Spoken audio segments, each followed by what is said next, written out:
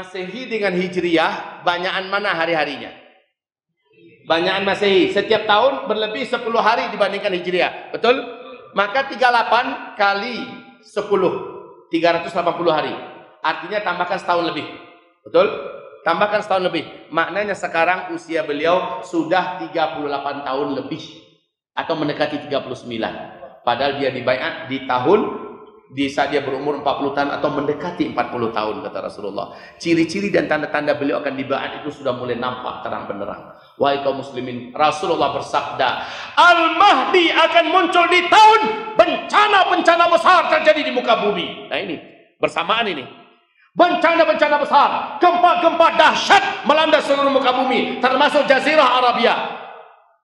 Bapak Ibu yang kami muliakan, maka pengamatan para ahli-ahli alam dan bumi kita, BMKG kita, dan semuanya mengatakan bahwa kita sedang memasuki masa-masa yang terberat untuk bumi kita sekarang. Gempa-gempa, gunung-gunung meletus, tsunami di mana-mana, krisis ekonomi global, kekacauan politik yang bisa menimbulkan pertumpahan darah. Dan Rasulullah bersabda, Al-Mahdi nanti muncul dibaiat di depan Ka'bah. Ketika itu manusia di muka bumi bertumpah darah antar sesama mereka, saling bunuh-membunuh. Ini adalah tahun kemunculan Al-Mahdi.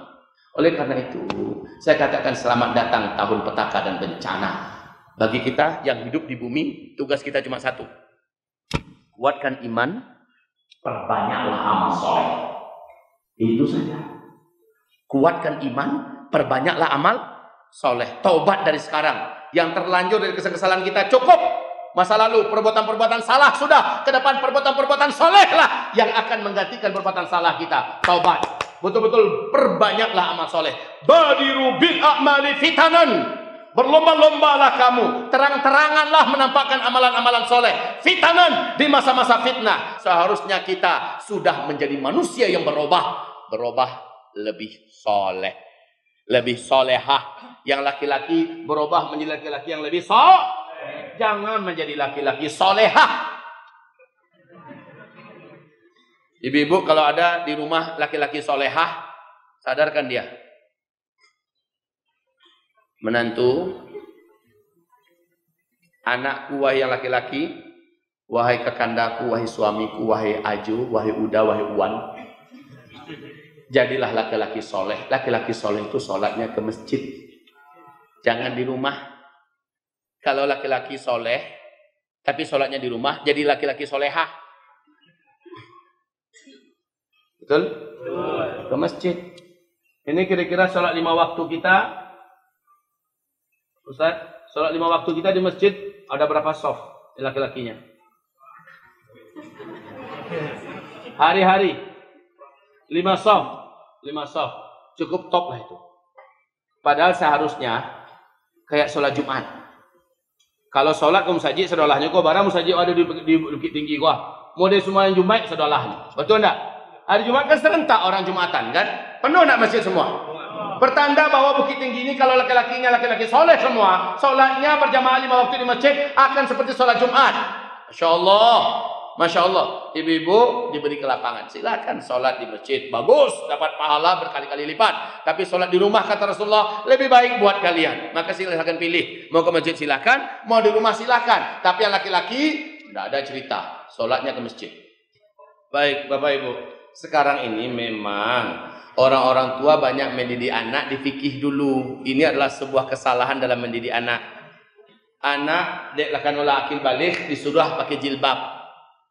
Maka namuahnya disuruh pakai jilbab. Anak modern kini disuruh pakai jilbab. Ini laki-laki. Maka namuah pakai jilbab. Sebentar. Jadi Bu, bukan suruh anak pakai jilbab, bukan suruh anak sholat. Makanya awal pendidikan kepada anak-anak kita adalah akidah, imannya. Ibu, kalau kita membangun rumah, pasti yang paling pertama dibangun oleh tukang manapun pondasi dulu. Pondasi itu adalah asyhadu an la ilaha. Nanti tiang-tiang itu ibaratnya, kalau sebuah bangunan tiang-tiang itu adalah solat. As-solatu imaduddin. Solat itu adalah tiangnya agama, ya kan? Dinding daripada rumah itu adalah puasa, as-siyamu junnah. Puasa itu adalah dinding, kata Rasulullah. Pelindung. Sekat-sekat dalam rumah itu adalah zakat. Loteng adalah haji. Itu udah lengkap tuh. Tapi belum aman dari hujan, belum aman dari panas, masih berbahaya. Sampai ada atapnya. Apa itu atapnya? Atapnya adalah jihad. Yang bisa melindungi Islam ini hanyalah jihad. Sekarang kita kembali kepada pembahasan kita tadi. Kita suruh anak supaya dia mendirikan sholat. Artinya tagakkan tiang. Sementara pondasinya belum ada, Bu. Bagaimanapun santiangnya kita menegakkan tiang, dia akan mudah roboh. Karena ia seketik lunak tanah. Lah, amblasnya. Betul tidak? Maka selama ini orang tua pasti sibuk mendidik anak dengan fikih. Didik anak dengan fikih, ajakannya sembahyang, ajakannya pakai jilbab, ajakannya masalah puasa, ajakan. Sementara akidahnya enggak dimasukkan dulu. Kenalkan anak kepada Allah, sifat-sifat Allah, perbuatan-perbuatan Allah. Jadikan anak cinta Allah, takut Allah. Kenalkan anak Rasulullah. Bagaimana anak bisa meneladani Rasulullah? Ini akidahnya dulu, Pak. Kenalkan anak tentang akhirat. Bagaimana neraka, bagaimana surga. Kenalkan anak. Kalau kita tidak berilmu, maka ajak anak-anak untuk mendengarkan kajian-kajian akidah. Buka YouTube. TV-TV di rumah tua, ganti le, masuk YouTube yang ada ceramah para ustaz-ustaz ahli akidah, ahli tauhid. Biarkan anak dengan kita ikut duduk mendengarkan. Tapi dari ketik tu, kalau anak lagu mulai mewalih, itulah agak maduknya kawak tu. Agak mempanya seketik tu. Ya. Tapi tidak ada cerita dan terlambat, itu enggak ada, ya. Maka sang ayah, figur ayah harus aktif saat itu. Lihat bapaknya kan, Bu? Ayah harus aktif ketika itu. Katakan pada anak, kalau engkau tidak sholat berjamaah ke masjid, tidak ada makan siang untukmu. Ya, Pak. Murid itu, tidak ada makan siang untukmu. Kalau engkau tidak sholat isya berjamaah di masjid, maka engkau tidurnya tidak boleh di kamar. Silakan di ruang tamu. Begitu, Pak. Ya, kita didik anak itu dengan tegas. Kemarin baru saja iku anak saya lacui. Anak saya laki-laki, Bu. Ikunya saya lacui pakai ikat pinggang. Ikat pinggang kain, Bu. Tapi kan bunyinya kan hebat, lacui. Saya tanyakan kepadanya, berapa umurmu? 10 tahun, Pak. 10 tahun kan? Ya, 10 kali. Pak. Janji? Iya, Pak, janji. Apa janjinya? Tidak mau masbuk lagi sholatnya. Itu masbuk tuh, Bu. Masbuk. Pas ngajuan nyo. Pokok agak sebuah kebanggaan nyo. Awak lalu kuat, nyo baru mulai bergabung. Anakmu 10 tahun, membaca itu. Kini nyo paling muku, nyo azan dulu. Mantap tuh. Itu, Pak. Anak awakku, awak paknya selagi masih bisa dibantu, alun jadi batuang lain. Bantu masih bisa, Pak. Kok lo dia tuanya. Memang di akhir zaman ini kata Rasulullah banyak ayah dan ibu melahirkan tuannya. Ayah hamaknya dari adik-adiknya, ayah hamaknya dia tuanya. Kalau kita orang beriman tidak boleh ayah dan ibu malah diatur-atur oleh anak-anak, harus kita yang ngatur. Tapi dengan cara Islam. Jangan sampai nyedak sembahyang wak dongkak lu nyuju sifat. Wak kanek kalau suruh pukulan ombak kayaknya. Jangan, Bapak Ibu. Ada adabnya. Ya, baik Bapak Ibu. Sudah, Bu? Ya, baik. Nah. Apakah Imam Al-Mahdi mengetahui dirinya sebagai tanda hari kiamat dan siapa yang memberkati? Ya, saya sudah sampaikan itu. Nanti buka di YouTube ceramah saya yang panjang lebar tentang Imam Mahdi. Buka saja Al-Mahdi, pasti muncul itu di YouTube ya. Pasti muncul ceramah Ustaz Zulkifli Muhammad Ali tentang Al-Mahdi. Pasti muncul. Kenapa tidak tahu? Nih Bapak Ibu, sebentar ya. Bu,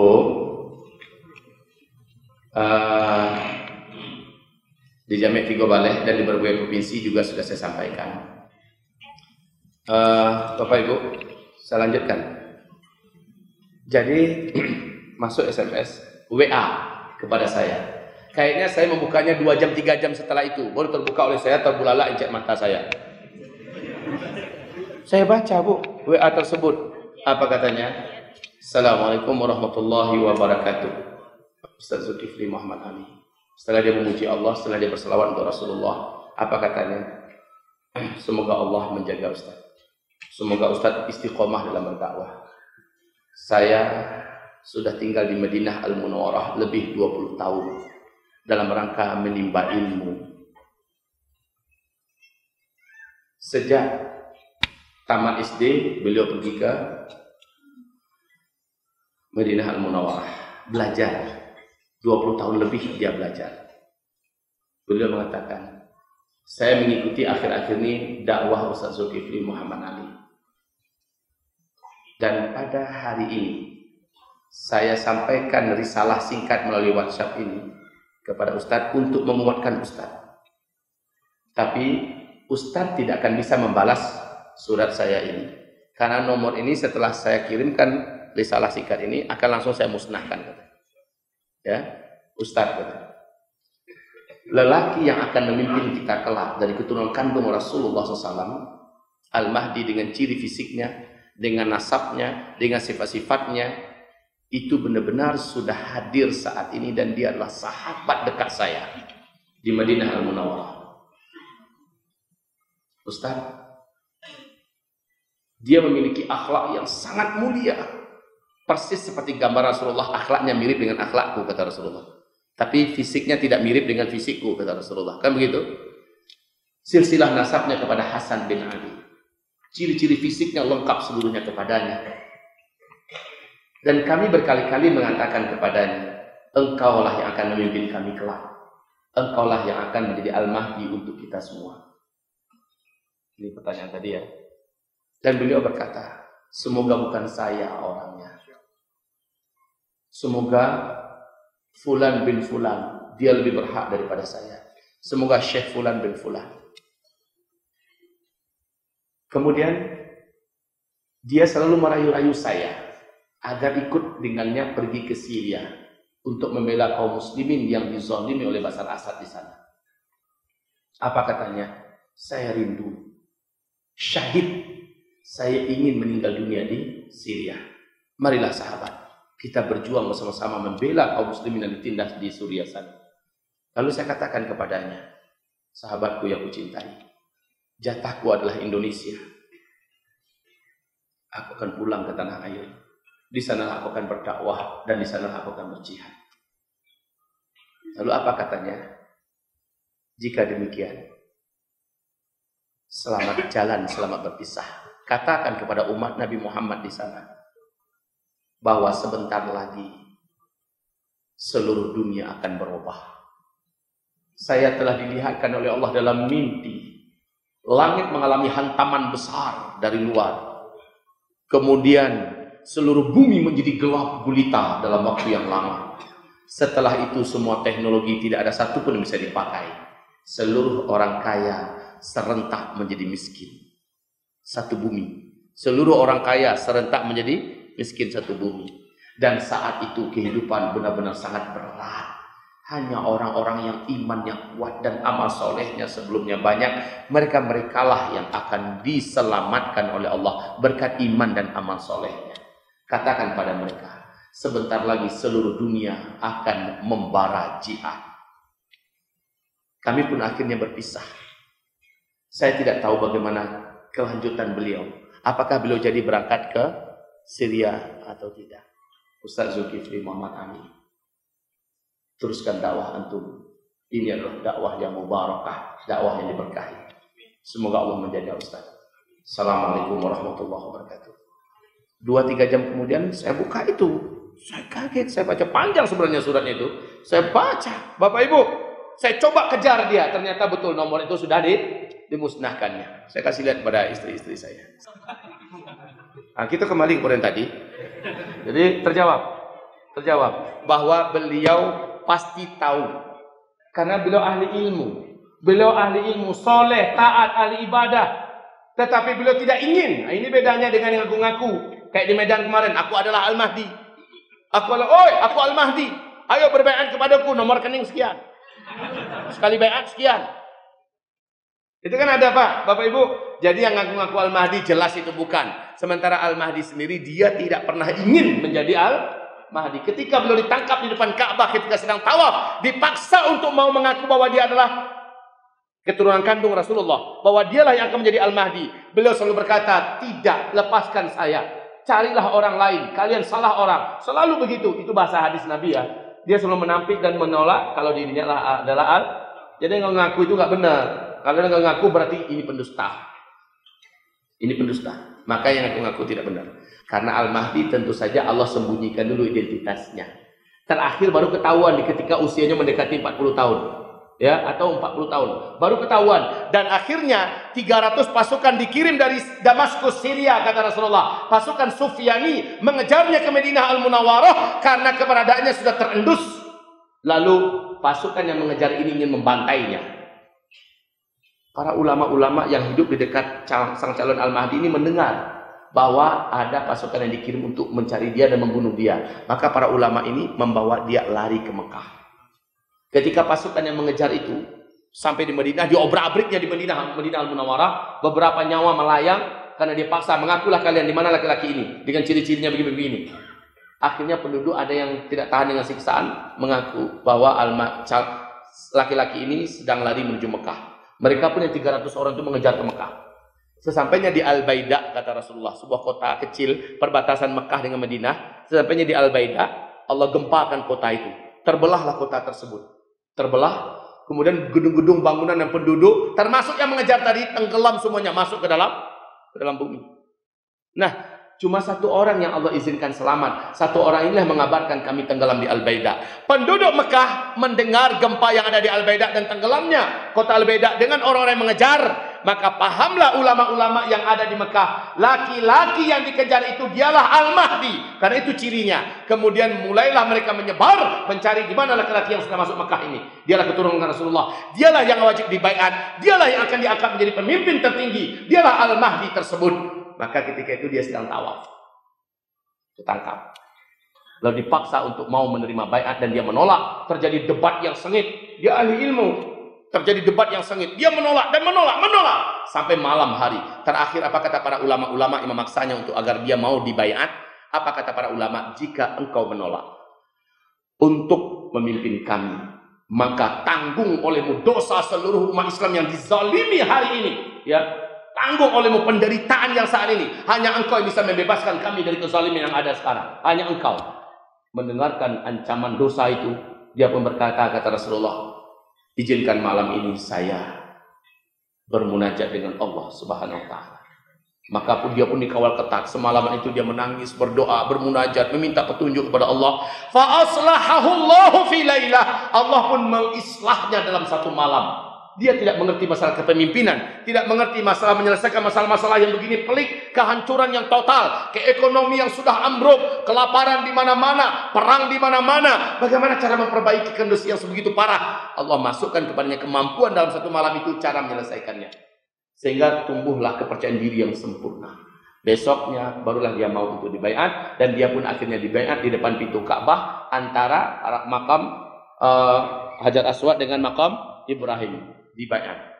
Baik, panjang ceritanya dan pembaiatannya terjadi di usia beliau mendekati 40 tahun, kata Rasulullah di hadis yang lain 40 tahun, dan ini adalah masa-masa yang dekat untuk itu. Oleh karena itu, ini harapan saya, Bu.